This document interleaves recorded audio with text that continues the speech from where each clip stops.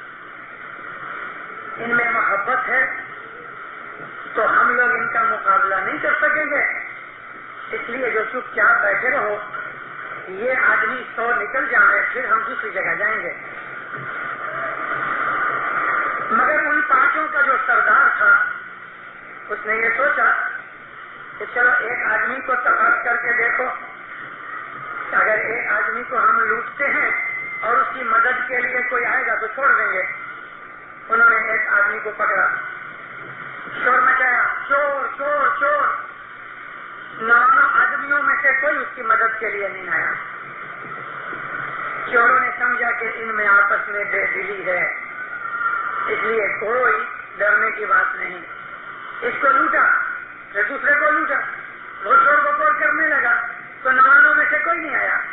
اس طرح سے ان 5 چوروں نے کہ جو تمپیلے تھے انہوں نے 100 آدمیوں کو ایک ایک کر کے لوٹ لیا۔ جب دوسرے گاؤں کے اندر یہ 100 آدمی پہنچے اور انہوں نے باتیں کی کہ ہم تو 5 چور لوٹ گئے تو لوگ ہنسنے لگے، کہنے لگے کیا بات کرتے ہو، 100 آدمیوں کو 5 لوٹ لینے؟ بولے ہاں، ان 4-5 چوروں میں ایک دلی تھی اور ہم 100 آدمیوں میں بے دلی تھی، اس کے لیے لوٹے گئے۔ مولانا سلطان محمد سر نے ہم کو یہ کہانی سنائی ہے۔ ایک محبت کے اندر خدا کی برکتیں اور رحمتیں اترتی ہیں، ایک محبت کے اندر آسمان سے نور اترتا ہے، وہ ایک محبت جماعت میں ہوئے تو جماعت آباد ہوتی ہے، کٹمب قبیلے میں ایک محبت سے آبادی ہوتی ہے۔ اگر 2 پارٹنر ہیں، 4 پارٹنر ہیں، 6 پارٹنر ہیں، 10 پارٹنر ہیں، یہ بھاگیدار ایک بزنس میں ہیں اور ان کے اندر صلاح سمت ہوتی ہے تو روز بروز بزنس بھی بڑھتا جاتا ہے، برکت بڑھتی جاتی ہے، مگر قسمت سے بربادی ہو جاتی ہے۔ حضرت موسیٰ علیہ السلام ایک دن کوہ طور پہ گئے، در اٹھواڑیے ایک دفعہ شنیچروار کے دن موسیٰ نبی آسمان سے وہی اترتی اس کو لینے کے لیے طور پہاڑ پر جاتے تھے۔ طور پہ گئے، اللہ نے فرمایا ہے موسیٰ اپنی قوم کو جا کے کہو کہ میں تمہارے اوپر ایک پرکھ اتارتا ہوں، تم مجھ کو بتاؤ کون سی بات میں تمہاری پریکشا لوں۔ موسیٰ نبی واپس آئے، قوم کے جو وڈیل تھے ان کو اکٹھا کیا اور ان کو فرمایا کہ مجھے اللہ نے فرمان بھیجا ہے کہ میں تمہارے اوپر بڑی مہربانیاں کر چکا ہوں، میں نے تمہارے اوپر بڑے بڑے احسان کیے ہیں، دنیا کا ہر ایک سکھ میں نے تم کو دیا ہے، اب میں چاہتا ہوں تمہاری پریکشا کروں اور تم مجھے بتاؤ کہ کون سی بات میں پریکشا کروں، جان میں، مال میں، اولاد میں، تندرستی میں، آبرو میں، کون سی بابت میں تمہاری پریکشا لوں۔ سب کے منہ نیچے پڑے ہوئے تھے، کسی نے جواب نہیں دیا۔ خدا کی پریکشا میں پار اترنا بڑا مشکل ہے۔ ایک بڈھے آدمی نے کھڑے ہو کے عرض کی، یا نبی میں کچھ عرض کروں؟ فرمایا بولو۔ اللہ کو کہو یا مولا تو مالک ہے ہمارا، تو سرو شکتیمان ہے، تیرے سامنے ہم کچھ نہیں کر سکتے، تو ہمارے اوپر بہت سے رحم کر چکا ہے، تیری خوشی پڑے اس کے اندر تو پریکشا لے، لیکن ایک میری عرض ہے ہماری قوم کی طرف سے کہ ہمارے اندر صلاح سمت دے اور پھر تیری خوشی پڑے وہ تو پریکشا لے لے۔ موسیٰ نبی کو حضور پہ واپس گئے، اللہ کو جا کے عرض کی، یا مولا میں جواب لے کے آیا ہوں۔ اللہ نے فرمایا مجھے پتا ہے، قوم کو جا کے کہو کہ میں اب تمہارے اوپر پریکشا نہیں اتاروں گا، کیونکہ تم نے میرے پاس سے صلاح سمت مانگا ہے، اور صلاح سمت اگر میں نے تمہیں دے دیا جو میں دیتا ہوں تو پھر کوئی بھی پریکشا میں اتاروں گا، تم پاس ہی ہونے والے ہو۔ لہذا اب میں نے اپنا ارادہ بدل دیا ہے، یعنی جہاں صلاح سمت ہوگی وہاں کوئی بھی قسم کا، کسی بھی قسم کا اگر خدا کی طرف سے امتحان آ گیا، پریکشا آ گئی، تو قوم اس کے اندر پاس ہو جاتی ہے۔ روس میں کروڑ سے زیادہ، بلکہ 1.25 کروڑ سے بھی زیادہ اسماعیلی ہیں، اس کی گنتری نہیں ہو سکی، مگر وہاں کے اسماعیلیوں کا یہ اندازہ ہے 1.25 کروڑ جتنے اسماعیلی ہیں، 99% کھیروت ہیں، اور ان کھیتر کرنے والوں کے اندر بہت سے ایسے بھی ہیں کہ جو گھیٹے اور بکریاں رکھتے ہیں۔ 1947 کے اندر ایسا ایک کیس بن گیا کہ کچھ آسمان سے بجلی گری، ایک اسماعیلی بچہ تھا، اس کی 300 350 بھیڑیں اس بجلی سے مر گئیں، بجلی کی آواز کے کارن سے ان سب بھیڑوں کے دل بند ہو گئے. بھیڑیں مر گئی، اس کا چمڑا تو خیر بک گیا، لیکن ان کے مرنے سے نئی اولاد بند ہو گئی ان کی بھیڑوں کی. یہ بھی ایک قسم کی کھیتی ہے. بڑا ناراض ہوا، اپنے گاؤں کے مکھی کے پاس گیا. میرے اوپر یہ بلا اتری، یہی میری موڑی تھی، میرے پاس اور کوئی کھیتر نہیں، میں خالی بھیڑیں رکھتا تھا اور اس کی آمد پہ چلاتا تھا، میری بھیڑیں مر گئی. مکھی نے کہا کوئی فکر مت کرو. روس کے اندر مکھی کو معزون کہتے ہیں. جدے جدے ملکوں کے اندر ہم اسماعیلیوں کا نام بھی جدا ہے. آپ کبھی ایران میں جاؤ تو ایران کے اندر مکھی کو عزیز کہتے ہیں. عزیز اول یعنی مکھی، عزیز ثانی کامڑیا، اور وہاں معزون اور معزون دوم یعنی وہ بھی مکھی اور کمڑیا. افغانستان اور چترال میں جاؤ تو مکھی کو والی کہتے ہیں. اس طرح الگ الگ ملکوں میں نام ہیں ایسے. مکھی نے ایک آدمی کو بھیجا، جس طرح جماعت بھائی ہوتا ہے کہ وہ گھروں گھر گاؤں گاؤں چھوٹے چھوٹے گاؤں کے اندر جا کے اعلان کرو کہ فلاں دن مکھی نے ساری جماعت کو بلایا ہے، اور وہاں مکھی کا درجہ پیر کی طرح ہوتا ہے. حضرت امام کی گاڑی پہ بیٹھے ہیں مکھی کا مڑیا. اس دن دیش دشاور سے جہاں جہاں یہ بات پہنچی تھی لوگ آ گئے. 10-20 ہزار آدمی جمع ہوا. گورنمنٹ کو بھی تکلیف پڑی، لیکن وہاں مکھی گورنمنٹ کا بھی آفیسر تھا. ایسا روس کے اندر بہت ہے.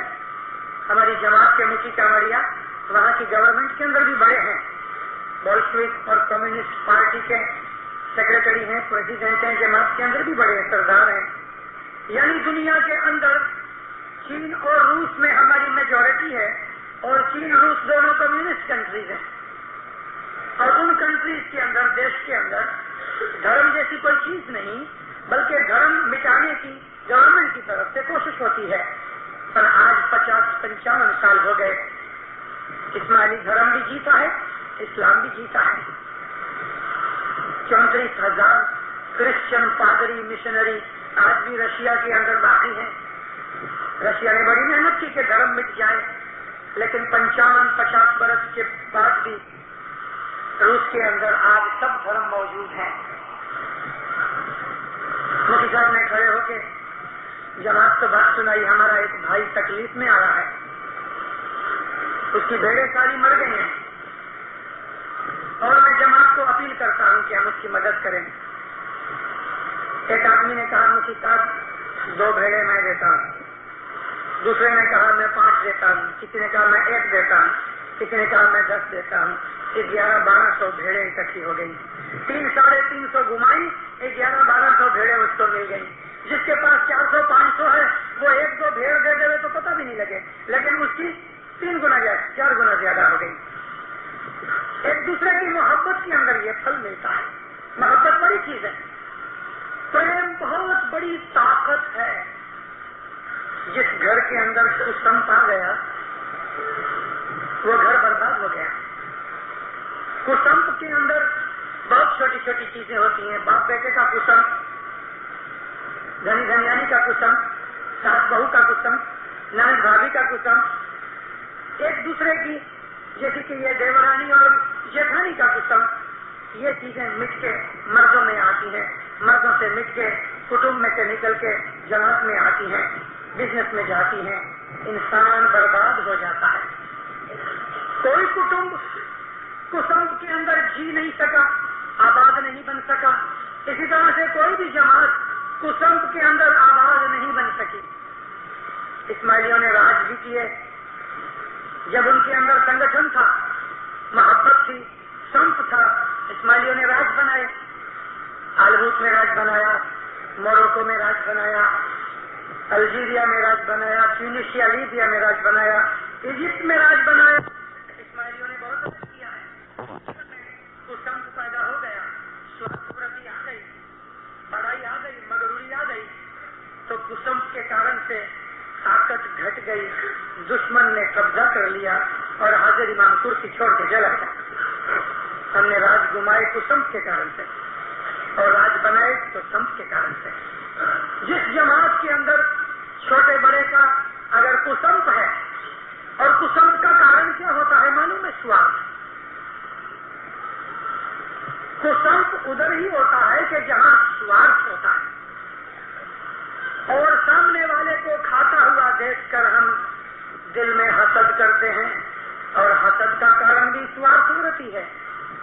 جو آدمی سوارتھی نہیں ہے وہ حسد نہیں کرتا. جو آدمی سوارتھی نہیں وہ کسمت نہیں کرتا. جو سوارتھی نہیں وہ جھگڑا نہیں کرتا. جو سوارتھی نہیں وہ بھوگ دینے کے لیے، محنت کرنے کے لیے، سیوا کرنے کے لیے، قربانی کرنے کے لیے تیار رہتا ہے. کیونکہ وہ سوارتھی نہیں بلکہ وہ تو چاہتا ہے کہ میں کسی کے کام آ سکوں. مصیبت دکھ کے اندر وہ دوسرے کو اپنے سے زیادہ مانتا ہے. ایسا نہیں ہے کہ پہلے میں کھا لوں دوسرا پیچھے کھا لے، یہ تو بات رہتی نہیں. جو سوارتھی نہیں وہاں تو سب کی بات نہیں، وہ پہلے دوسرے کی مدد کرتا ہے. احد کی لڑائی ہو رہی تھی. آپ لوگ بھلے بیپاری ہو لیکن آدھی کلاک روز اپنے گھر کے اندر کچھ نہ کچھ اچھی دھرم کی چوپڑی پڑھا کرو، پڑھنے کی عادت ڈالو. مدینے کے اندر رسول اللہ جب آئے تو اسلام کی پہلی بڑی لڑائی بدر کی لڑائی تھی اور دوسرے ہی سال احد کی لڑائی ہوئی. احد کی لڑائی میں بہت خونخوار لڑائی ہوئی. مسلمان پہلے جیت گئے، کافر بھاگ گئے، مگر کافروں کو بھاگتا دیکھ کے مسلمانوں کو اوور کانفیڈنس ہوا، یعنی خوش ہو گئے اور یہ سمجھ بیٹھے کہ اب کافر بھاگ گئے ہیں. مسلمانوں نے ہتھیار رکھ دیے اور کافروں کے تمبو لوٹنے شروع کیے. کافروں نے دور جا کے کبھی دیکھا کہ ہمارے تمبو لوٹے جا رہے ہیں اور مسلمانوں نے ہتھیار رکھ دیے ہیں، تو چکر کاٹ کے پیچھے سے آ کے حملہ کیا. جیتی ہوئی بازی مسلمان ہار گئے. رسول اللہ کے 2 دانت بھی ٹوٹ گئے، اس میں زخمی ہوئے نبی خاطر. تو اس لڑائی کا میں ذکر کرتا ہوں. اس لڑائی کے اندر رسول اللہ کی گھر والیاں خود بی بی عائشہ اور بی بی حفصہ مشک پانی کی لے کے ہاتھ میں جام لے کے زخمی مسافروں کو اور سولجروں کو پانی پلاتی تھی. اور بھی بہت سی بیویاں تھیں. اس زمانے کے اندر مسلمان عورتیں خود رسول اللہ کی گھر والیاں بھی، کوئی برقع نہیں، کوئی پردہ نہیں، بلکہ پانی کی مشک اپنے کمبے کے اوپر رکھ کے ہاتھ میں جام لے کے زخمی سپاہیوں کو پانی پلاتی تھی. کئی عورتیں ایسی تھی کہ وہ ملم پٹی کرتی تھی. اس زمانے کے اندر آج کی آخری دنیا میں جو نرسنگ شروع ہوئی ہے تو یہ نرسنگ عورتیں کرتی ہیں، اس کی شروعات اسلام نے کی ہے. ان زخمیوں کو پانی پلاتے پلاتے ایک اپنی بائی تھی، وہ کھڑی تھی کہ کوئی پانی مانگے تو ایک طرف سے ایک زخمی زمین پہ اوپر گرا ہوا تھا، اس نے آواز لگائی، اللہ تش کا مطلب مجھے پیاس لگی ہے، پانی دی. یہ بائی بھاگی جلدی سے زمین کے اوپر گھٹنا ٹیک کے جام کے اندر اس نے پانی ڈالا اور وہ زخمی سپاہی کا سر کے نیچے ہاتھ ڈال کے اونچا کرے کہ اس کو پانی پلا سکے. تو بازو میں سے ایک دوسرا زخمی سپاہی تھا، اس نے آواز لگائی اللہ تش. تو اس کا سر اونچا ہو گیا تھا، جام اس کے ہونٹوں کے اوپر آ گیا ہے، تو اس نے منہ پھرا لیا. بھائی کو کہتا ہے پہلے اس کو پانی دے کے آؤ.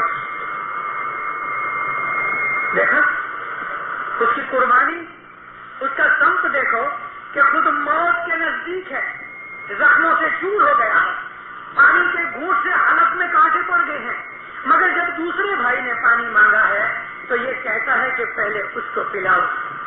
اس نے کہا تو پی لے، میں اس کو پلاتی ہوں. کہا نہیں، پہلے اس کو پلاؤ. یہ بھائی نے اس کو لٹا دیا اور اس کے پاس گئی، اس کو اسی طرح سے سر اٹھایا، پانی پلانے جاتی ہے تو اس کے بازو میں سے ایک تیسری آواز آئی اللہ تش. اس نے بھی ایسا ہی کیا. کہتا ہے بہن پہلے اس کو پانی پلاؤ. کہنے لگی تو پی لے, میں اس کو پلا دیتی ہوں. بولا نہیں, پہلے میرے بھائی کو پلاؤ. اس نے پھر اس کو لٹا دیا. اس کے پاس پہنچی, وہ آدمی گزر گیا, پانی نہ مل سکا. اس بیچاری کے دل میں بہت صدمہ پہنچا. اس کے لیے آپ اٹھ کے فاتحہ پڑی. پھر اس کو یاد آیا, چلو اس کو پانی پلاؤ. واپس آئی, وہ جو دوسرا آدمی تھا کہ اس کو پانی پلاؤ, تو اس کی بھی آنکھیں بند ہو چکی تھی, گزر گیا تھا. انا للہ و انا الیہ راجعون. اس کو خیال آیا چلو وہ پہلے کو پانی پلاؤ. وہاں آئی تو وہ بھی گزر گیا تھا. تینوں گزر گئے, کسی کو پانی کی بوند نہ ملی.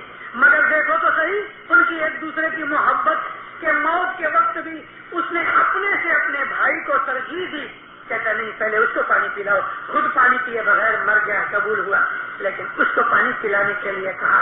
یہ غصہ, یہ سمت, یہ محبت تھی, یہ ان کی طاقت تھی کہ مٹھی بھر مسلمان جدھر جاتے تھے ان کے سامنے لاکھوں ہوتے تھے, بھاگ جاتے تھے. بدر کی لڑائی میں 313 مسلمان تھے, کافر 1050 تھے, اور سب کے پاس ہتھیار تھے کافروں کے پاس. یہ 313 کے اندر 5 آدمیوں کے پاس گھوڑے تھے, باقی سب پاؤں سے تھے. اور یہ 313 کے اندر 11 12 برس کے بچے بھی تھے. لڑنے کی کوئی چیز نہیں تھی تو اونٹ کے پاؤں کی ہڈی لے کے آئے تھے لڑنے کے لیے. کسی نے لکڑی اٹھائی تھی, تلواریں نہیں تھی ان کے پاس, لیکن ان کا جذبہ اور جوش ایسا تھا کہ لڑنے کے لیے اونٹ کے پاؤں کی ہڈی اٹھا لائے ہیں, کوئی لکڑی اٹھا لایا ہے. اور پھر بھی جب لڑے ہیں تو 313 میں سے صرف 30 کے 32 آدمی شہید ہوئے, اور کافروں کے اندر سے 350 آدمی مارے گئے. 300 آدمیوں کو انہوں نے قید کر لیا, باقی کے بھاگ گئے. جذبہ جوش دیکھا. احد کی لڑائی بھی ان کی غفلت کی وجہ سے ہار گئے, لالچ میں پڑ گئے, اس کے لیے ہار گئے, وگرنہ اس وقت بھی جیت گئے تھے. احد کے اندر رسول خدا کی طرف سے مشکل سے 1000 آدمی بھی نہیں تھے, اور سامنے کافر 3500 آدمی لے کے آئے تھے. ہر لڑائی کے اندر آپ دیکھو تو مسلمان تھوڑے تھے, کافر زیادہ تھے.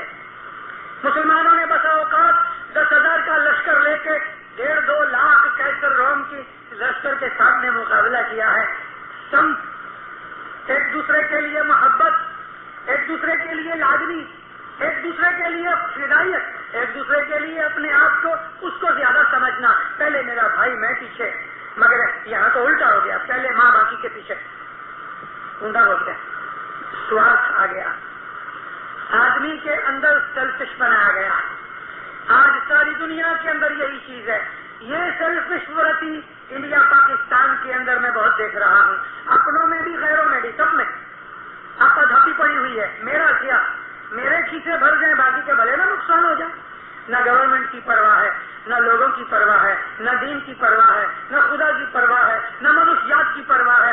لوگوں کے اندر سوارتھ ورتی آ گئی ہے, اور اس وجہ سے منہ کے اوپر سے رونق نکل گئی, دل کے اندر سے روشنی نکل گئی, آدمی کے اندر سے نور نکل گیا. راکشس پنا آ گیا ہے, ظلم آ گیا ہے, مغروری آ گئی ہے, حسد آ گیا ہے, کینہ آ گیا ہے, چوری آ گئی ہے, مال کی محبت آ گئی ہے, دین دھرم کی پرواہ نکل گئی ہے. انسان بد ہو گیا ہے, نیکیاں گھٹ گئی ہیں. یہ چیزیں انسان کی سوارتھ ورتی کے کارن سے. اور سمپ بھی وہی ہوتا ہے کہ جہاں سوارتھ نہیں ہوتا. سوارتھ اور سمپ کو ایک دوسرے کے ساتھ دشمنی ہے. یا سوارتھ رہے گا یا سمپ رہے گا. اگر سمپ ہے تو سوارتھ نہیں, سوارتھ ہے تو سمپ نہیں.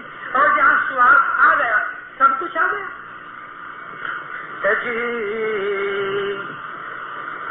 لوب سوارتھ جیو تو بھولیو,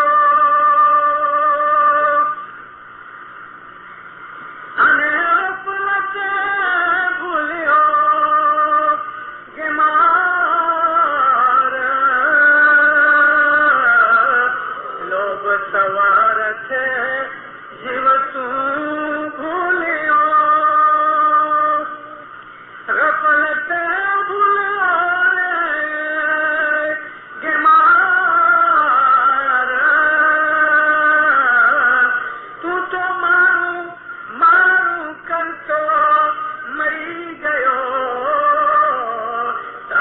कुंभ नहीं रे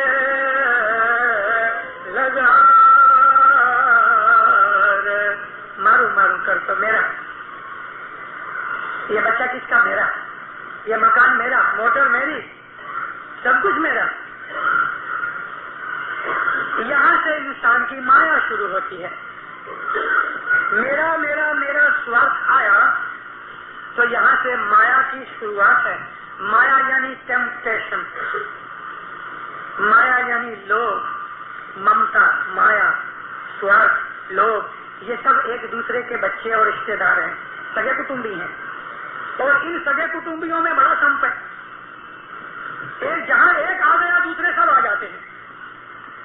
इतना संप किसी और चीज में नहीं। कभी लोभ आ गया तो उसके सगे कुटुंबी सब इकट्ठे हो जाएंगे, मगरूरी आ गई तो सब सगे इकट्ठे हो जाएंगे। इन 4-5 बदियों बुराइयों के फिर बच्चे बहुत हैं। 5 नाम 25 लक्षण अनशस्त्र रूप 50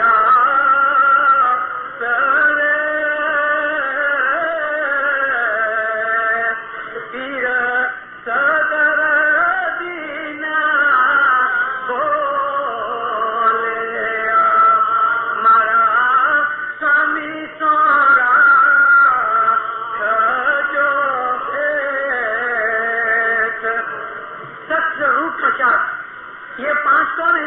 काम, क्रोध, लोभ, मोह, मद। काम वासना यानी शहवत, सेक्स।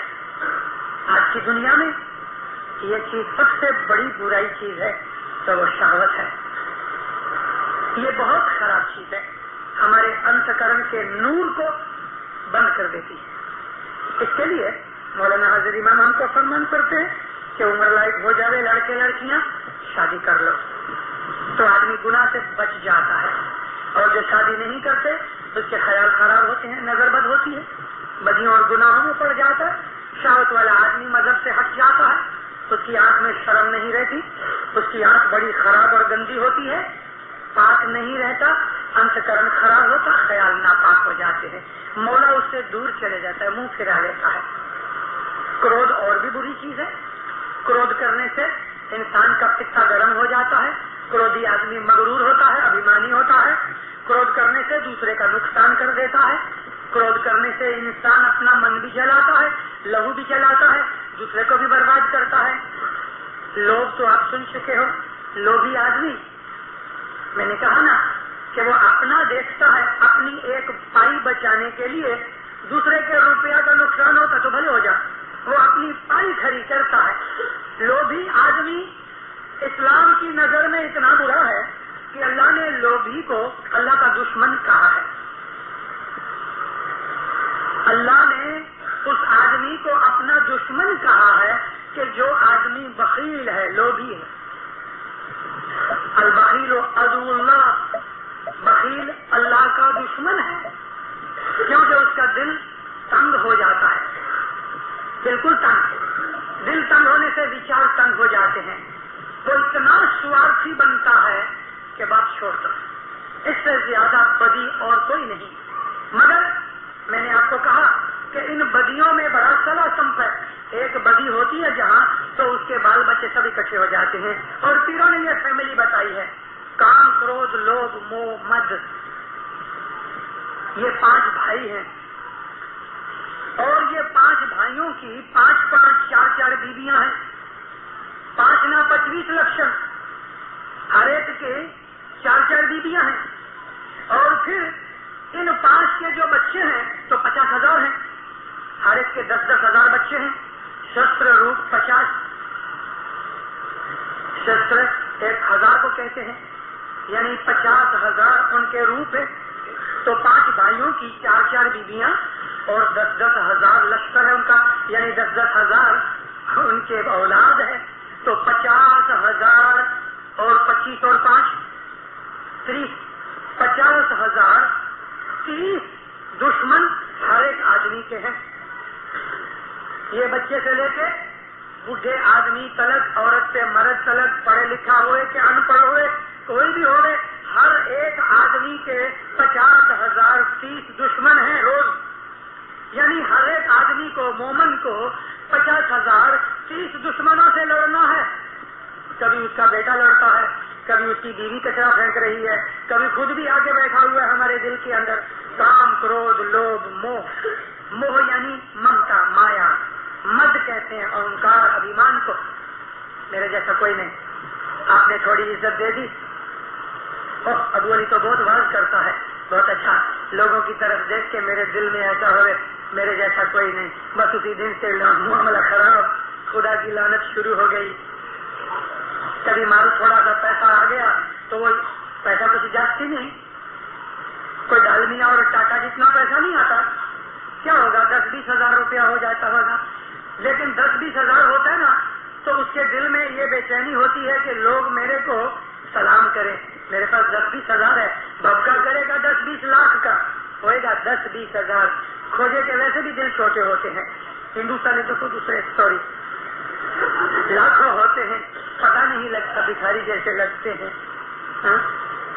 ہماری ہر چیز چھوٹی ہے, بدھی بھی چھوٹی ہے. ہم وچار کریں گے تو ڈاگر کا ہی وچار کریں گے, کانڈی محلے کی سوچتے ہی نہیں. اور کانڈی محلہ والے وچار کریں گے تو کہیں گے کریم آبادی ہوئے, باقی بڑا جماعت خانہ بڑا خود سمجھ لے رہے. میں خالی داخلہ دیتا ہوں. باہر کی دنیا کیا ہے, کہاں جا رہی ہے, آج دنیا میں کیا ہو رہا ہے, آپ کو پتا ہے کچھ؟ پریل میں کیا ہو رہا ہے وہ آپ کو پتا نہیں. صبح اٹھے وہ گھانی کا بیل نہیں ہوتا, اس طرح ہم لوگ لگ جاتے ہیں کام پہ. صبح اٹھے, ہاتھ منہ دھویا, کبھی یاد آیا تو دعا پڑھ لی, نہیں تو بھاگو کام کے اوپر. دکان والا دکان کھولے گا, نوکری والا نوکری پہ جائے گا. شام کو گھر آیا, مومن ہوا تو ہاتھ منہ دھو کے جماعت خانے چلا آیا, اور ذرا ادھورا ہوا تو سنیما چلا گیا, پتے کھیلنے چلا گیا. شام کو رات کو گھر پہ کھا پی کے سو گئے. دوسرے دن پھر وہی بیل کا گھانی کا چکر. یہی نا. کتنے لوگ ہیں آپ میں سے جو روز چھاپا پڑتے ہیں؟ کتنے آپ میں ایسے ہیں کہ جنہوں نے یورپ امریکہ کا وچار کیا ہے؟ کتنے آپ میں ایسے ہیں کہ جس کو آگے بڑھنے کی دگت ہے؟ کتنے آپ میں ایسے ہیں کہ اپنی اولاد کو اوپر اٹھانے کا خیال ہے؟ کتنے آپ میں ایسے ہیں کہ جس کو امام زمان کے سارے فرمان پڑھنے کا شوق ہو گئی؟ آپ میں سے کتنے ایسے ہیں کہ جو روز حاضر امام کا فرمان اس نظر سے پڑھے کہ مجھے اس میں سے کچھ دوڑ بنی ملے؟ کچھ نہیں. شاید آدھے آدمی آپ میں سے ایسے ہیں کہ جو صبح دعا نہیں پڑھتے. بچوں کو تو چھوڑ دو, بڑے لوگ دعا نہیں پڑھتے ٹائم سر. کبھی یاد آیا تو پڑھ لی, نہیں تو اللہ اللہ خیر صلی اللہ. جماعت خانے میں آ کے تو وہ بندو گنہگار کیا, چھانٹا لیا, ہم نے سمجھا کہ بس جنت ہمارے باپ کی.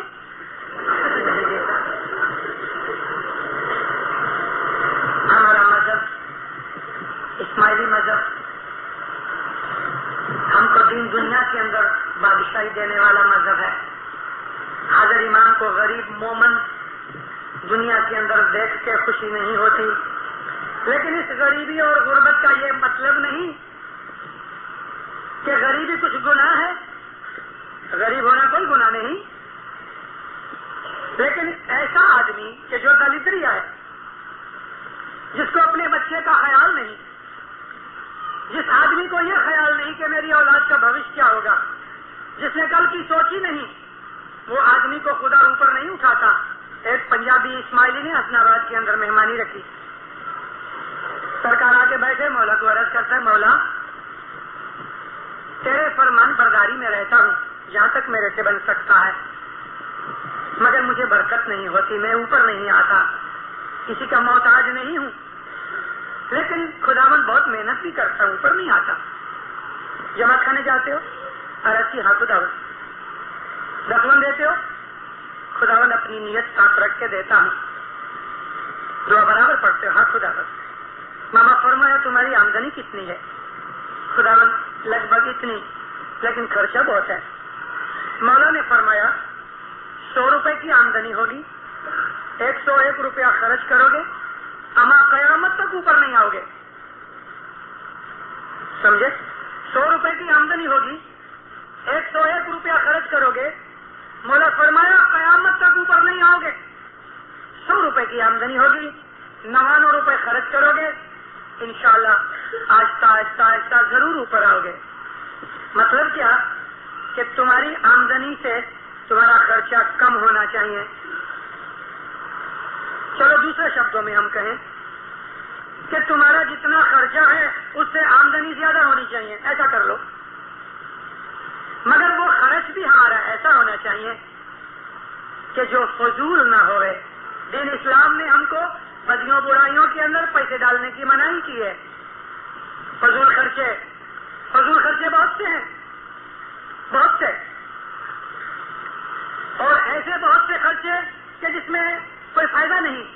مثال کے طور پہ بچے کی ختنہ کرانی ہے، اچھا بچے کی ختنہ کرانی ہے بھی جاؤ کرا دو، ہسپتال میں ہو گیا فیصلہ، لیکن نہیں، اس کو کیک بھی کاٹنا ہے، 10 آدمیوں کو بھی بلانا ہے، ختنہ بچے کی، دوسروں کی تھوڑی ختنہ ہے، مگر وہ دوسروں کو بلائے گا۔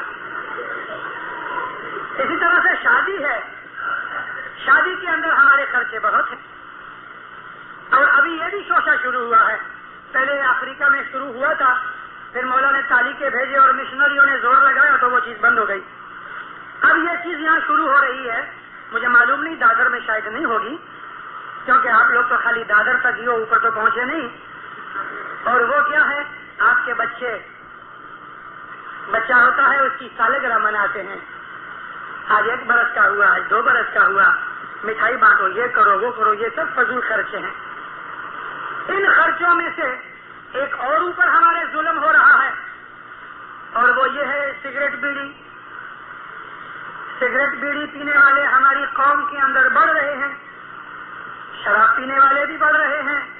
یہ تو ٹھیک ہے، ابھی ملتی نہیں ہے، گورنمنٹ نے آنکوش رکھا ہے، پھر بھی چوری کرنے والے چوریاں کر لیتے ہیں، لیکن بیڑی، تمباکو، سنیما، ہرنا پھرنا، کبھی کبھی جاؤ، منائی نہیں ہمارے مذہب میں، سنیما دیکھنا گناہ نہیں، لیکن ایسے بھی کئی لوگ ہیں کہ ہر روز سنیما میں بیٹھے ہوتے ہیں، اگر ہر روز نہیں ہوتے تو ہر اٹھواری بال بچے کو لے کے بیٹھے ہوتے ہیں، 1.5 برس کا بچہ گود میں رو رہا ہے، ماں سنیما دیکھ رہی ہے، اور وہ بچہ بیچارہ سنیما کے اندر کی بے چینی اور اندر کی خراب ہوا سونگھ رہا ہے، اس بچے پہ ظلم ہوتا ہے۔ ہمارے اندر یہ سوارتھ ورتی ہے۔ آپ یہ تمام اپنے جیون کی باتوں کو دیکھو، اس میں سوارتھ زیادہ ہے۔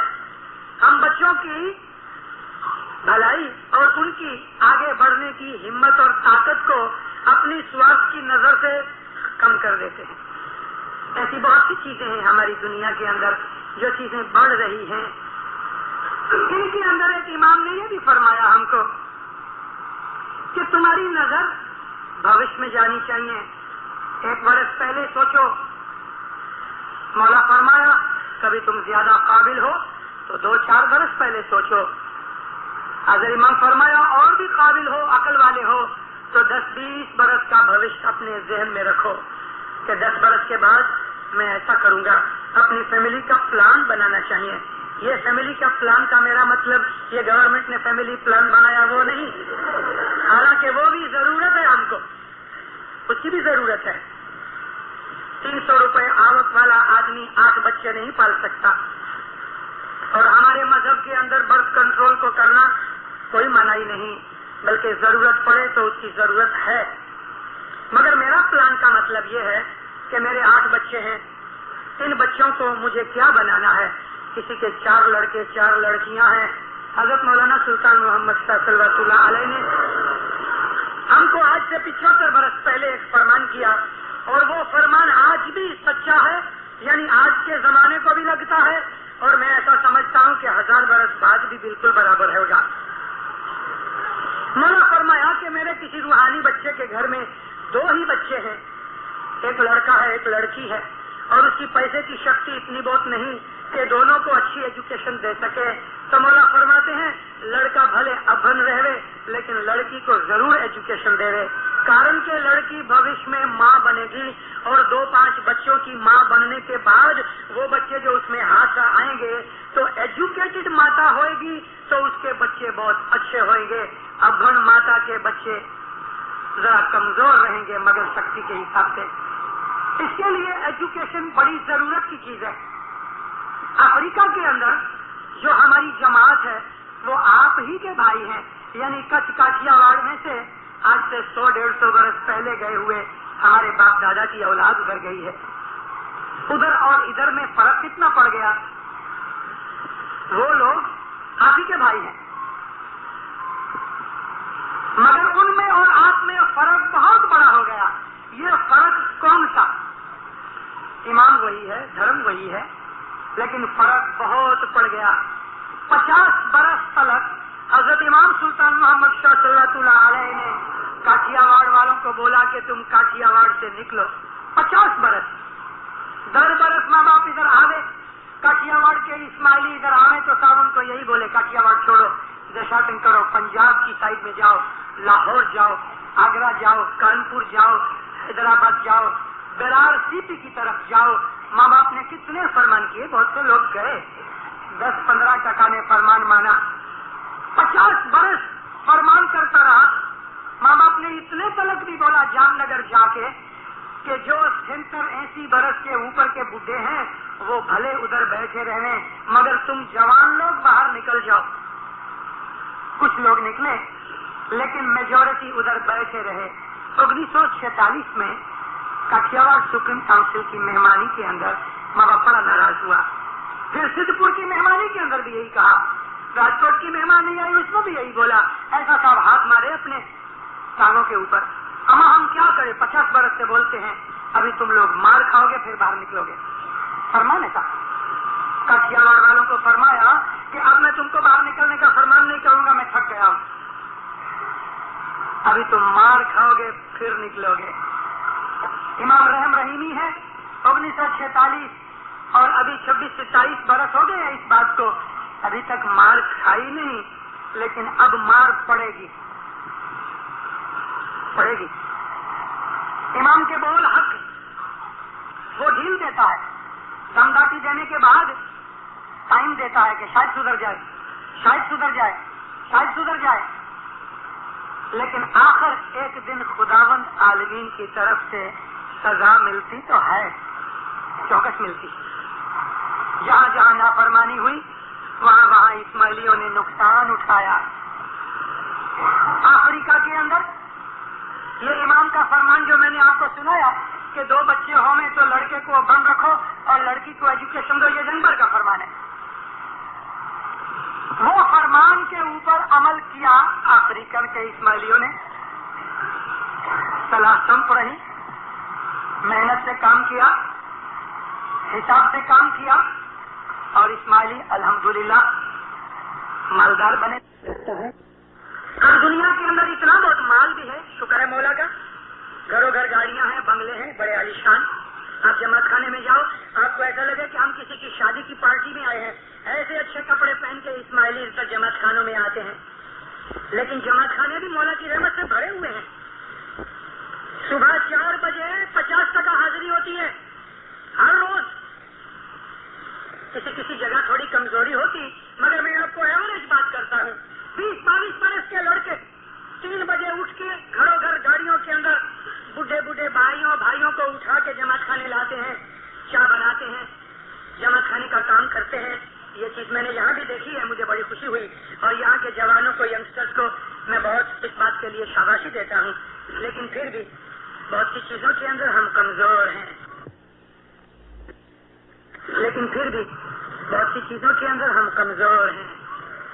यहाँ जमात खाने की हाजिरी घट गई। मैं 5 बरस के बाद आया हूँ, मुझे बहुत सदमा हुआ। मुंबई की जमात में हाजिरी घट कि हमको ये चाहिए जमात खाने के लिए, तो जमात टूट पड़ती है मुखी साहब का वजन उठाने के लिए। मुखी साहब के मुंह से एक शब्द निकलना चाहिए, वो चीज हाजिर हो जाती है। ये चीजों से उनको दुनिया और दीन में बरकतें मिली। और जब भी इंसान के पास पैसा आता है तो थोड़ी सी बदियां बुराइयां भी आती हैं, और हमारे यहाँ भी थोड़ी बहुत बदियां बुराइयां आ गई हैं। शराब सिगरेट पीने वाले उधर बहुत हो रहे हैं, अभी बच्चे ड्रग्स भी खाने वाले हो गए हैं।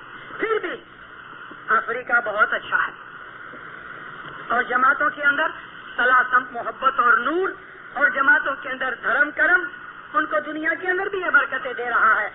हर जगह आबादी और सुख है। इमाम ज़मान हमारा भी वही है, लेकिन हम लोग एक छोटी सी कोठड़ी में बैठे हुए हैं। यहाँ की रहनी कहनी बराबर नहीं। आप उठो। हज़रत इमाम के जो 5 फरमान आपको आए हैं, 1 साल 1.5 साल पहले माजी प्रेसिडेंट इस्माइली एसोसिएशन के वजीर गुलाम अली मोरानी जमात के लिए امام کی طرف سے دورونی میں 5 فرمان لے کے آیا تھا.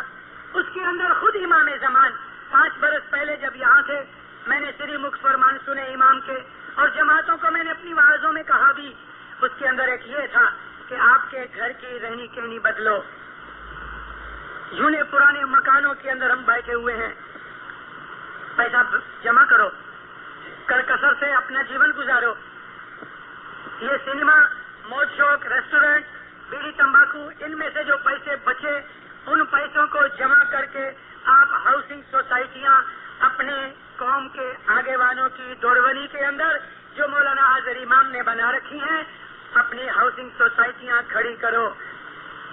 امام نے فرمایا ہے ہمارے اندر اس طرح کی صلاح سمپ ہونی چاہیے کہ جماعت کے آگے وان جو ہے وہ انجن کی طرح ہے اور جماعت ان کے پیچھے ڈبے کی طرح چلتی ہے. ان کا آپس میں کنیکشن ہونا چاہیے, لیکن انجن کے اندر بھی کافی طاقت ہونی چاہیے کہ سب ڈبے کھینچ سکے, نہیں تو 2 انجن لگاؤ. مگر انجن کے پیچھے ڈبے کو جانا چاہیے. جماعت کے اندر وڈیلوں کا مان, وڈیلوں کی عزت, قوم کے لیڈروں کی عزت اور مان مولانا حاضر امام کی فرمان برداری ہے. اور قوم آگے وان جو ہیں قوم کے, ان کا یہ فرض ہے کہ وہ جماعت کا بھلا اچھے, جماعت کا بھلا ہوئے وہی کام کریں اور جماعت کو راضی کریں اور جماعت کے لیے محنت کریں. دونوں کو امام کی طرف سے یہ حکم ہے, دونوں امام کے تابعدار فرمان بردار ہیں. آپ لوگ مدد روپ بنو, سب کچھ قوم کے لیڈروں کے اوپر چھوڑ نہیں دو, بلکہ آپ تیار ہو کے ان کی دورونی کے اندر اپنی محنتیں کرو. اسی طرح سے جو میں بات کہہ گیا, ایک تو صلاح سمپ کی جو بہت ضروری ہے. تیسری بات میں نے آپ کو یہ کہی تھی کہ کرکسر کرو اور اپنے جو فیملی ہے اس کا پلان بناؤ. کہ میرے 8 بچے ہیں, یہ بچوں کو مجھے کیا بنانا ہے. ایک بچے کو یہ بناؤ, ایک بچے کو دوسرا دھندا سکھاؤ, اس کے لیے پیسے چاہیے, پیسے اکٹھے کرو اور بچے جب ہی بڑے ہو جائیں تو ان کو کسی اور دیش کی طرف بھیجو, دیشاٹن کراؤ.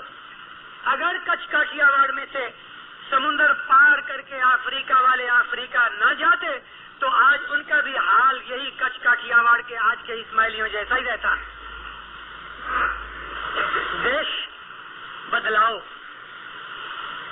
دیش کو بدلاؤ, سب کو نہیں. یعنی اپنی فیملی بڑی ہو گئی, کبھی 2-4 بھائی ہیں تو ایک آدھ بھائی کسی اور دیش میں جاوے.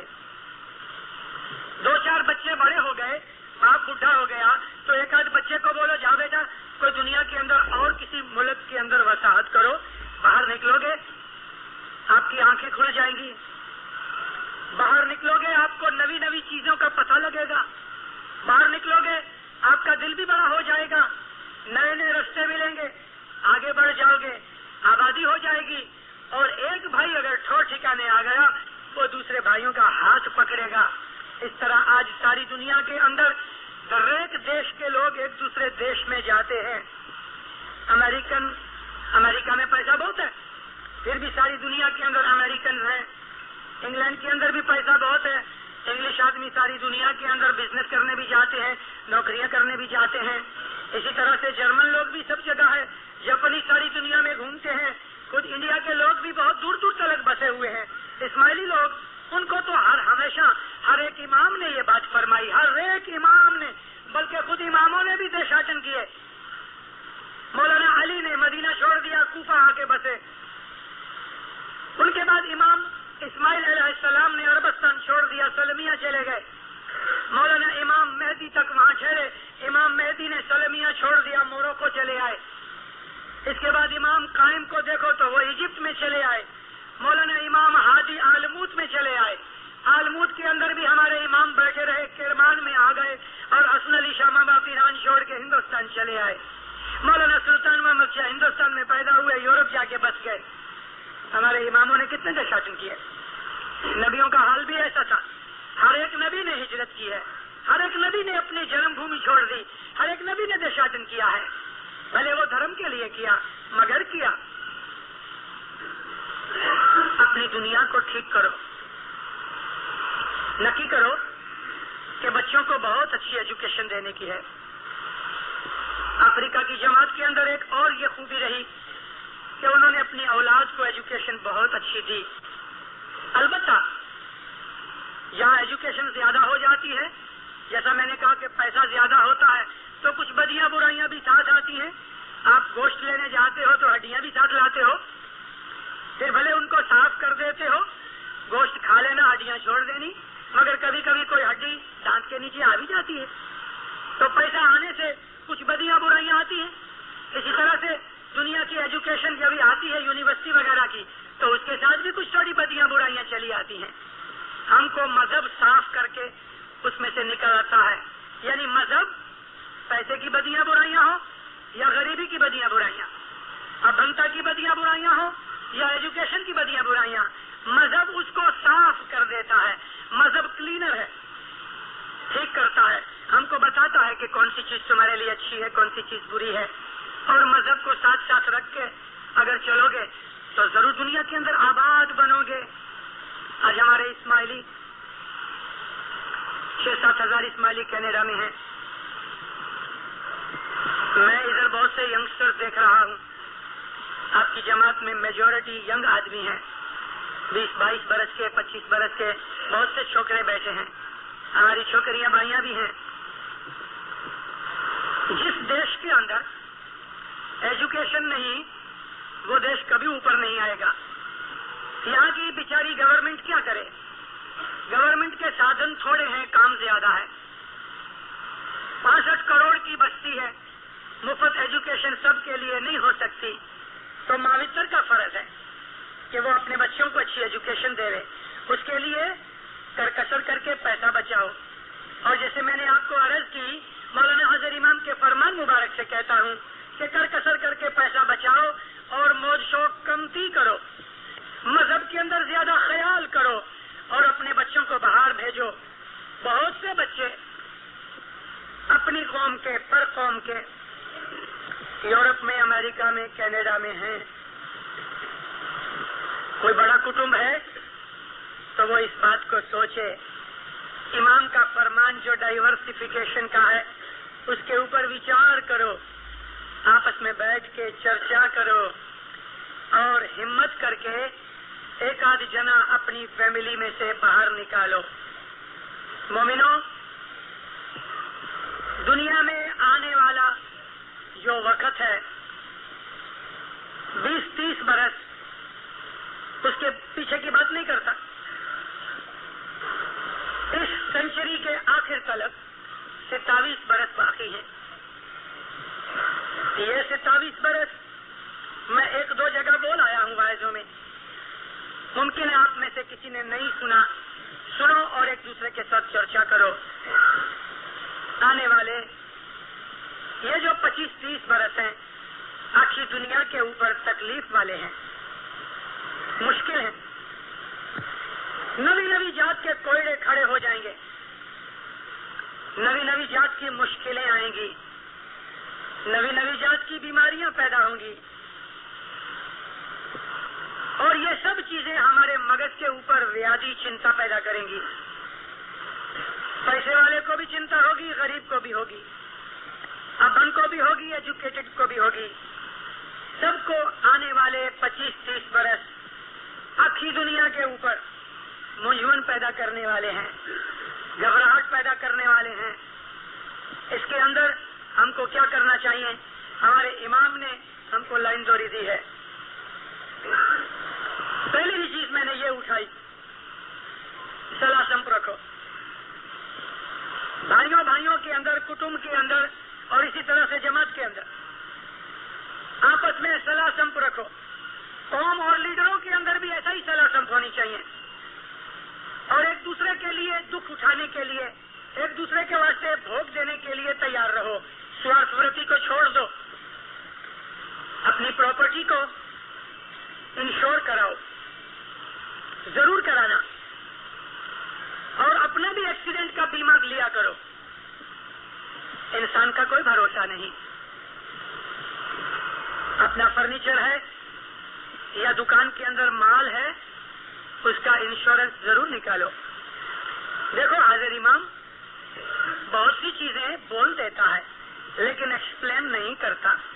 ایکسپلین کرنے کی کبھی کبھی ضرورت نہیں پڑتی، لیکن امام کا حکم مانو گے فائدہ ہوگا، بہت فائدہ ہوگا.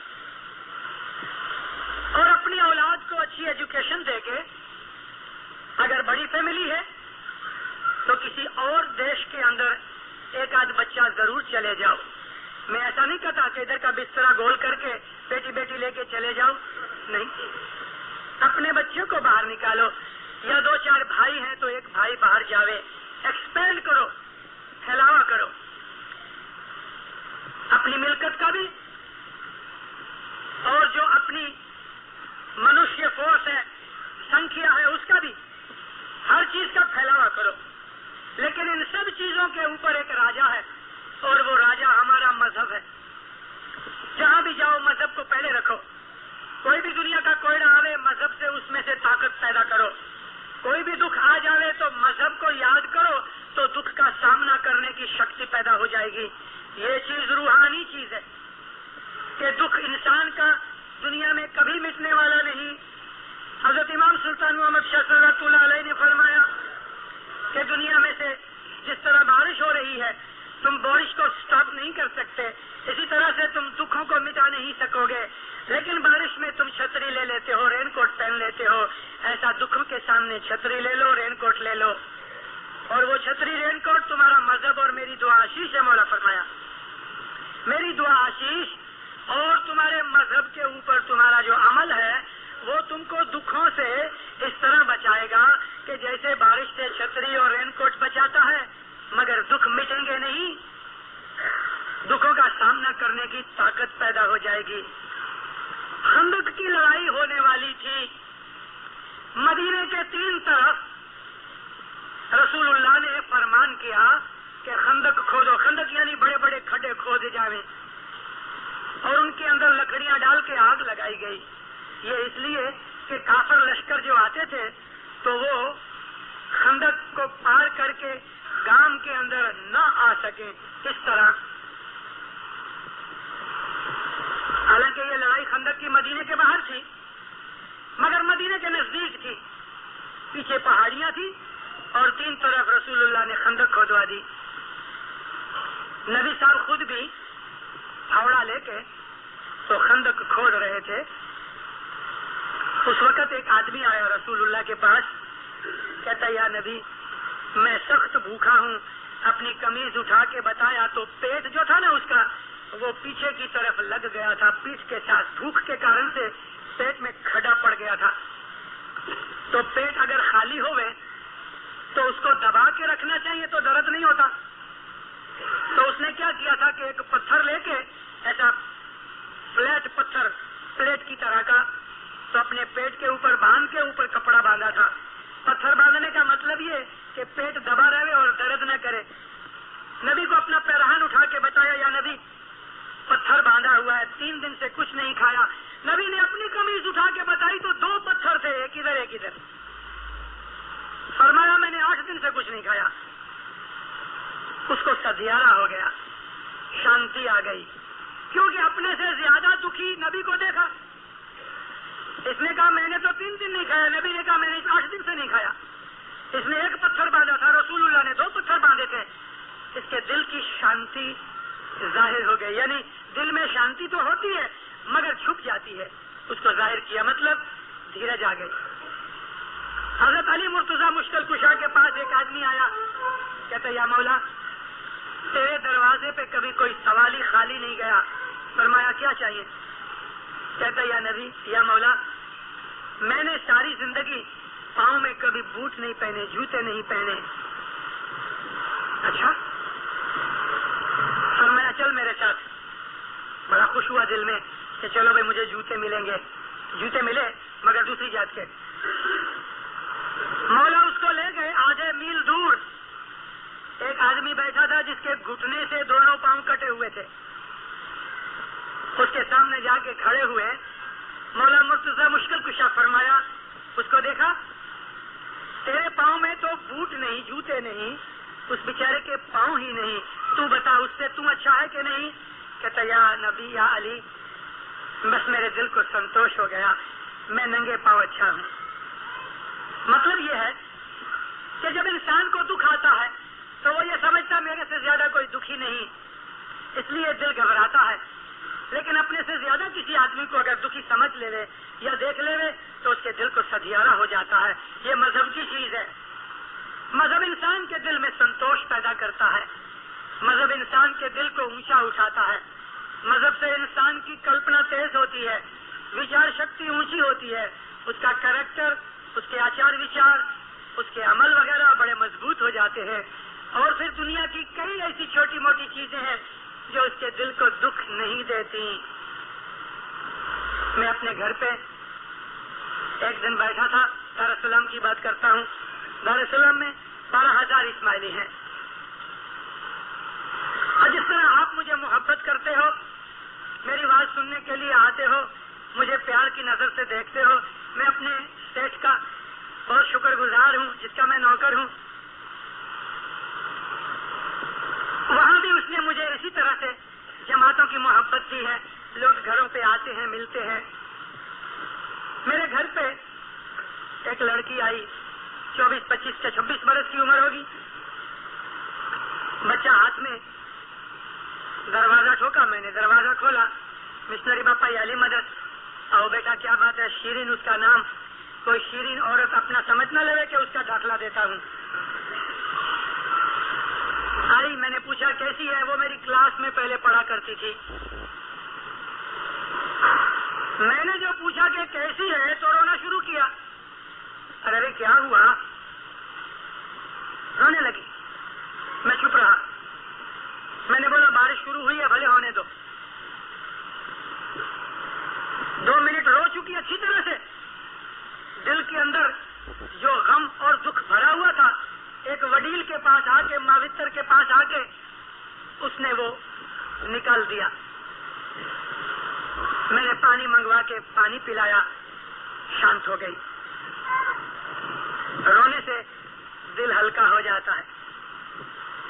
میں بولا اب تو رو چکی کہ اور رونا ہے؟ تو ہنس پڑی۔ بولا کیا بات ہے؟ کہتی میں آپ کے پاس آئی ہوں، میرا دل کرتا میں آپ گھات کر لوں، لیکن یہ 2 چھوٹے چھوٹے میرے معصوم بچے ہیں، ان کی خاطر میرا دل پھر اٹک جاتا ہے، کبھی یہ نہ ہوئے تو میں سچ مچ آپ گھات کر لوں۔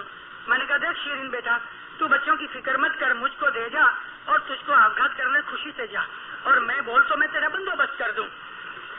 پھر ہنس پڑی۔ میں اس کے غم کو مٹا کے اس کو تھوڑا سا ہنسی کی طرف لانا چاہتا تھا۔ بولی آپ تو میرا مذاق کرتے ہو۔ میں بولا تو گانڈی جیسی پاگل جیسی باتیں کرتی ہے تو یہ مذاق کی باتیں ہیں؟ تیرے کو معلوم ہے آوگھات تو کون کرے؟ کافر کرے، مومن کبھی آوگھات نہیں کرتے، کارن کہ مومن سمجھتا ہے میرا جیو حاضر امام کا ہے، میرے جیو کا مالک حاضر امام ہے، میرا بدن بھی حاضر امام کا ہے، میری جان بھی حاضر امام کی ہے، اولاد بھی حاضر امام کی ہے، ہماری چیز نہیں۔ تیری چیز ہوئے تو تو توڑ دے، تیری چیز ہوئے تو تو توڑ دے نا، زندگی تیری نہیں کہ تو اس کو ختم کرنا چاہتی ہے، اس لیے میں کہتا ہوں کہ تم کافر ہو گئی ہے۔ کہتی نہیں یہ بات نہیں، مگر میرا دل ایسا دکھوں سے بھر گیا، میں کیا کروں مشنری صاحب؟ میں نے کہا دیکھ میرے پاس دوا ہے، لیکن تو کرے گی نہیں۔ کہتی میں اسی لیے آئی ہوں، آپ میرے کو زہر دو گے تو بھی کھا جاؤں گی۔ میں نے کہا زہر کھانی سہلی ہے کیونکہ ایک ہی وقت کھا جائی جاتی ہے، لیکن میرے پاس جو دوا ہے وہ تیرے کو ہر روز کرنی پڑے گی، اس کے لیے مشکل ہے۔ بولتے نہیں مشنری صاحب آپ مجھے جو حکم کرو گے، آپ میرے باپ ہو، آپ میرے ماوتر ہو، آپ کے پاس میں نے سیکھا بھی ہے، میرے گرو ہو۔ میں بولا ٹھیک ہے، لیکن میری دوا کڑوی بھی بہت ہے۔ کہتی میں پی جاؤں گی۔ اس کو پکا کیا، میں نے دوا کیا بتائی، روز صبح جماعت کھانے جاؤ۔ تو میرے منہ کی طرف دیکھنے لگی۔ میں بولا کیوں کڑوی لگی نا دوا؟ کہتے مشنری صاحب بات ایسی ہے، بچے دونوں چھوٹے ہیں اور سب سے بڑا تو ساس کا دکھ ہے۔ کیا دکھ ہے تیرے کو؟ بس اٹھتے بیٹھتے بولتی رہتی ہے، کہتی ہے اپنی لڑکی کو سناتی ہے مجھے۔ میں نے کہا تو کاٹن لے کے کان بند کر لے۔ تو کہتی سارا دن دل جلتا رہتا ہے. جلے گا کیونکہ تیرے دل میں نور نہیں، انگار ہے تو جلے گا. تجھے تیری ساس کے ساتھ حسد ہے. کہتی نہیں مجھے حسد نہیں. میں نے بولا تو باتیں چھوڑ دے، میں تیرے کو دوا بتاتا ہوں، صبح روز جماعت کھانے جا. کہتے مشنری صاحب رات کو 12-1 بجے تک تو میرا دھن ہی نہیں آتا، تب تک میں سو نہیں سکتی. پھر تھوڑی سی سوتی ہوں تو یہ بچے اٹھاتے ہیں. میں نے کہا کچھ بھی ہوئے، آخری رات جاگے 1 بجے سوے کہ 9 بجے سوے، میرے کو تو یہ چاہیے تو روز صبح جماعت کھانے جا، پھر ساری رات دن سو جا. سوچ سوچ کے مجھے کہتی اچھا میں کبھی لیٹ ہو جاؤں تو. میں نے کہا کوئی بات نہیں، تو نکی کر اپنے دل میں مجھے جماعت کھانے جانا ہے. ایسا سمجھ لے کہ تیری نیند نہیں کھلی اور 6 بجے آنکھ کھلے تو جلدی سے اٹھ کے پہلے جماعت کھانے ہو گیا. 6 بجے تو 6 بجے اب کی جماعت چلی گئی ہے نا، تو بھی جماعت کھانے جا کے سجدہ کر کے اپنے مولا کو سلام کر کے چلیا. اگر ٹائم ہوئے تو ایک تسبیح نکالنا، دعا پڑھنا، اور وہاں صبح کے وقت نیاز پڑھا ہوتا ہے. کئی لوگ ایسے ہیں کہ جو صبح 8-9 بجے اپنے آفس میں جاتے ہیں تو جماعت کھانے نکل کے نیاز پی کے پھر اپنی آفس پہ جاتے ہیں صبح 9 بجے بھی. افریقہ کے جماعت خانوں میں صبح نیاز پڑی رہتی ہے، سکریت بھی پڑی رہتی ہے. سکریت کبھی ختم بھی ہو جاتی ہے مگر نیاز پڑی رہتی ہے. کم از کم 10 بجے تک نیاز پڑی رہتی ہے. میں نے کہا جاؤ کوشش کرو جلدی پہنچنے کی، نہیں تو جبھی بھی تیری آنکھ کھلے. 6 بجے کسی دن بہت لیٹ ہو گیا، غفلت آ گئی اور 7 بجے اٹھی. میں بولا 7 بجے بھی جماعت کھانے جانا. یہ ٹیک نہیں چھوڑنا، بھلے لیٹ ہو جاوے کوئی باندھا نہیں. تسبیح نکالو، مولا کے پاؤں میں سر جھکاؤ، نیاز پی کے چلیا. پرامس لیا تو میں نے دعا دی، چلی گئی. 6-8 مہینے کے بعد میں مسافری سے آیا گھر. ایک دن صبح میں جماعت خانے سے گھر جا رہا تھا تو یہ گھر سے جماعت خانے جا رہی تھی. رستے میں ملی، مجھے دیکھ کے ہنسی، چہرے کے اوپر بڑی رونق تھی. 8 مہینے کے لگ بھگ نکل گئے. شیرین کیسی ہے بیٹا؟ مشنری صاحب بہت اچھی ہوں، میں گھر پہ آ کے آپ کو رپورٹ دوں گی. اچھا. گھر پہ آئی، بچے دونوں ساتھ لائی، ہنستی ہوئی. میں نے کہا میں نے زہر منگائی ہے، کھانی ہے؟ تو آفگات کرنے کے لیے نکلی تھی، شاید ابھی واپس آفگات کے لیے آئی. کہتے نہیں باپا ابھی مذاق مت کرو، میں ابھی بہت خوش ہوں. سانس گالیاں نکالتی ہے، اب مجھے برا نہیں لگتا. میری نند میرے مارتی ہے، اب مجھے برا نہیں لگتا. مجھے سکھ کی نیند آتی ہے، بلڈ پریشر بھی ٹھیک ہو گیا، پھر ابھی نہیں دکھتا. میرے کو بھی غصہ بھی نہیں آتا. جو ہونے والا میرا مولا کرتا ہے میرے لیے اچھا. دیکھا کتنا فرق پڑ گیا، سوبھاؤ میں فرق پڑ گیا، وچار شکتی میں فرق پڑ گیا. اب کوئی برا کہتا ہے تو برا لگتا نہیں، کوئی میلے مارتا ہے تو دل جلتا نہیں، کیونکہ انگار نکل گئی دل میں سے، نور پیدا ہو گیا. اور نور تو سکھ اور شانتی دیتا ہے. کتنے بجے جاتی ہو؟ ابھی میں 5:30 5:15 پہنچ جاتی ہوں. اور رات کو مشنری صاحب پہلے تو مجھے نیند نہیں آیا کرتی تھی، اور ابھی تو میں پلنگ میں پڑتی ہوں تو 2-5 منٹ میں سو جاتی ہوں. مولا کی بندگی کرنے والوں کو بڑی بڑی ذات کی نعمتیں ملتی ہیں. میں نے کہا کہ دل میں جو نور پیدا ہوتا ہے تو سب شانتیاں آ جاتی ہیں. نہ اس کے دل میں حسد ہوتا ہے، نہ جلاپا ہوتا ہے، نہ منجھارا ہوتا ہے، نہ گھبراہٹ ہوتی ہے. وہ ہر حالت میں سکھی اور خوشی رہتا ہے. مگر یہ ساری چیزیں ایک طرف، یعنی ہماری دین کی جو پریکٹس ہے اس کے ساتھ ساتھ ہم کو دنیا بھی اونچی اٹھانی ہے. اپنی دنیا کو بھی سدھارو اور اچھا بناؤ. اور اپنی دنیا کو سدھارنے کے لیے 4-5 چیزوں کی سخت ضرورت ہے.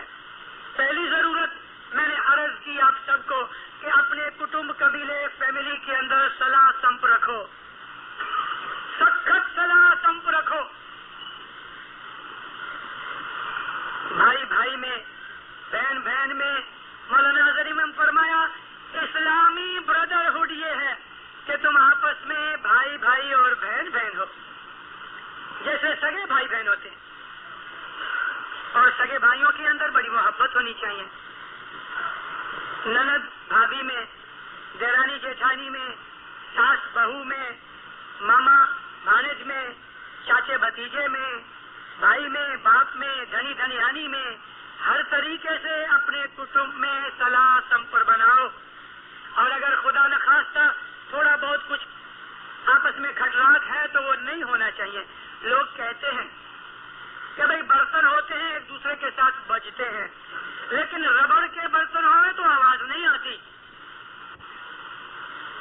ہاں، تانبے کے برتن ہوئیں گے تو آواز آئے گی، ربڑ کے پلاسٹک کے برتنوں میں آواز نہیں آئے گی.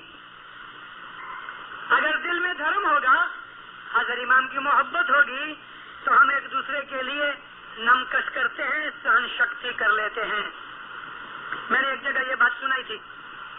ایک بھائی مہاتما بدھ کے پاس گئی. مہاراج، آپ مجھے ایسا منتر بتاؤ کہ میرا دھنی میرے وش میں آ جائے. اور عورتوں کو جب سے عورت بنی دنیا میں یہ چیز کی بڑی اچھا ہوتی ہے کہ میں جو بولوں دھنی وہی کرے.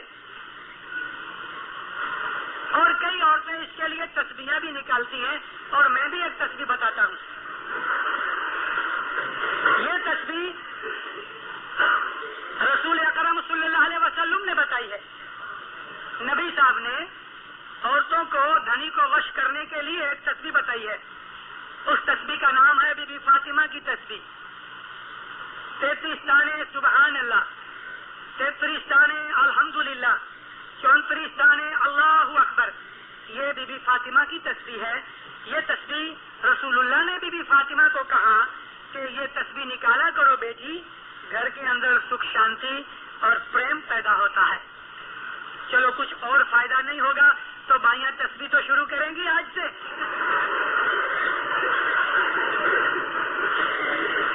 مہاتما بدھ کے پاس بھائی نے جا کے کہا،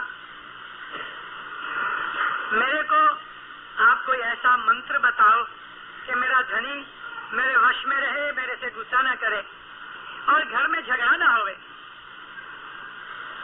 مہاتما بدھ اندر گئے، اتنی بڑی ایک سوپاری لے کے آئے، اس کے اوپر پھونک ماری، اس کو کہا بیٹی یہ تیرے کو میں سوپاری دیتا ہوں، جب بھی تیرا دھنی غصہ کرے یہ سوپاری منہ میں رکھنا، اور دیکھو کھانا بالکل نہیں، چبانا نہیں. جب وہ شانت ہو جائے تو پھر اس کو رکھ دینا کباٹ میں، سنبھال کے رکھنا. واپس کبھی غصے ہو گئے پھر اس کو نکال کے منہ میں رکھنا. بھائی بڑی راضی ہوئی، سلام کر کے چلی گئی. گھر پہنچی 2-3 دن ہوئے، کوئی گراہک کے ساتھ جھگڑ کے دھنی گھر میں آیا. ابھی گاہک کے ساتھ جھگڑا کرے تو بزنس خراب ہوتا ہے، تو اس کو تو سیٹ کرتا رہا لیکن دل کے اندر غصہ پڑا رہا. دوپہر کو آیا گھر پہ، غصہ اندر تھا چھپا ہوا. عورت کو بولا بہت بھوک لگی ہے جلدی کھانا لاؤ، تو بولی کھانے کے لیے 15 منٹ کی دیری ہے. بس وہ بگڑ گیا، وہ غصہ جو چھپا ہوا تھا نکلا باہر، گالیاں بکنے لگا. سارا دن حرام کی کمائی کھاتے رہتے ہو، ہم مرتے رہتے ہیں، کیا کرتی رہتی تھی گھر میں. وہ بھاگ کے اندر گئی اور مہاتما گوتم بدھ کی سوپاری منہ میں رکھی. ابھی سوپاری منہ میں تھی تو جواب نہ دے سکی، وہ بولتا رہا، یہ چپ رہی. تھوڑی دیر کے بعد اس کا غصہ ٹھنڈا ہوا تو بیوی کو آ کے کہتا ہے ہنس کے، آج کیا بات ہے کہ تو نے میرا سامنا نہیں کیا.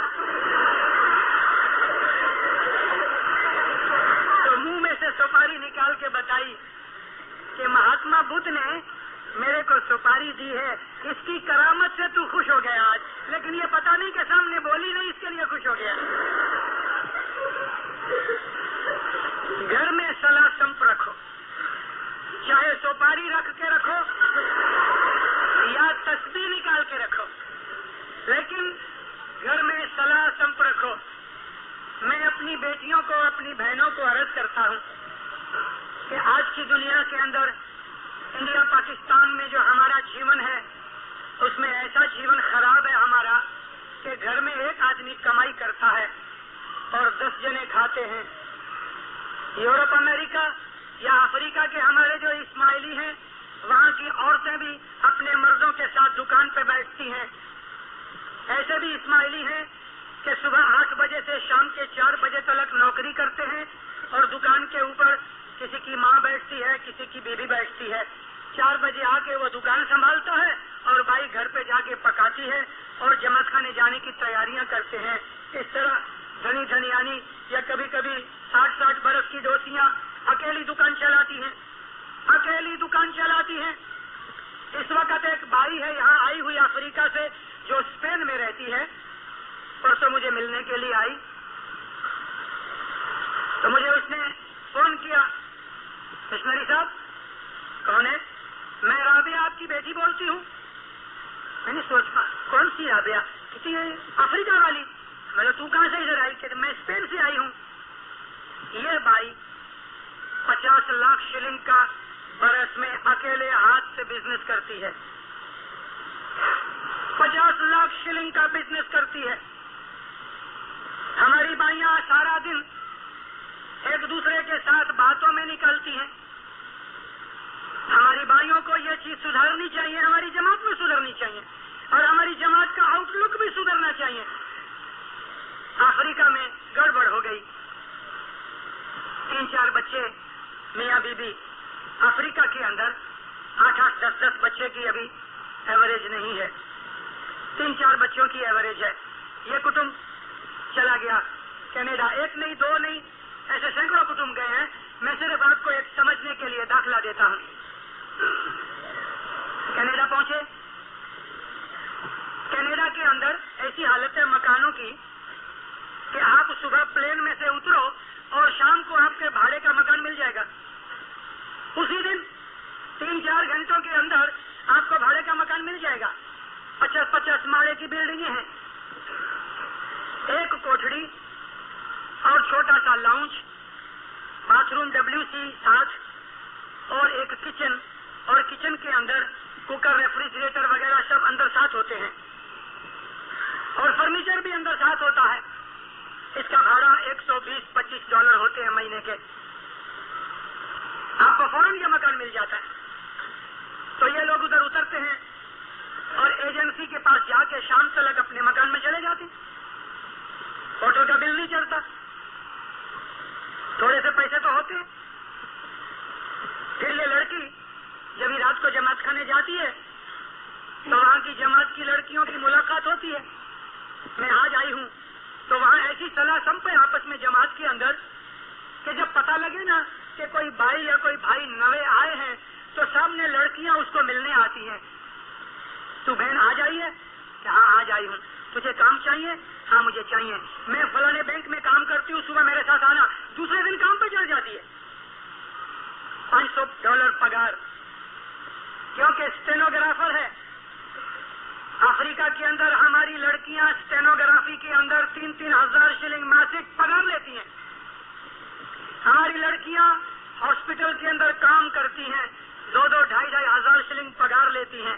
ایک پگار سے گھر چلتا ہے اور دوسرے مرد کی آوک سے وہ بچاؤ ہوتا ہے. تو 10 برس کے بعد تو ان کے پاس 1,00,000-1.5 لاکھ شلنگ ہو جاتا ہے. یہ ہے اوپر اٹھنے کے رستے. یہاں ایک مرد کماتا ہے, 10 جنے گھر میں کھاتے ہیں. کیسے اوپر آؤ گے؟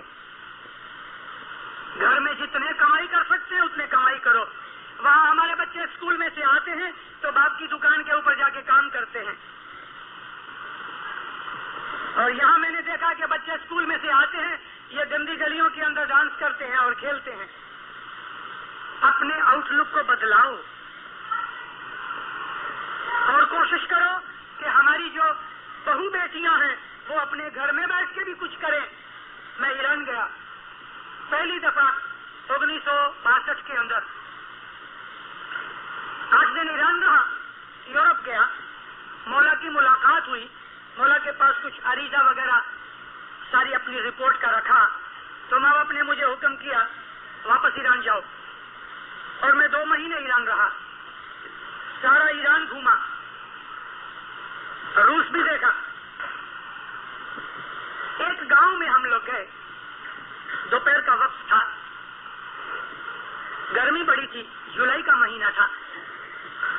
میرے ساتھ ایک دو اور بھی آدمی تھے.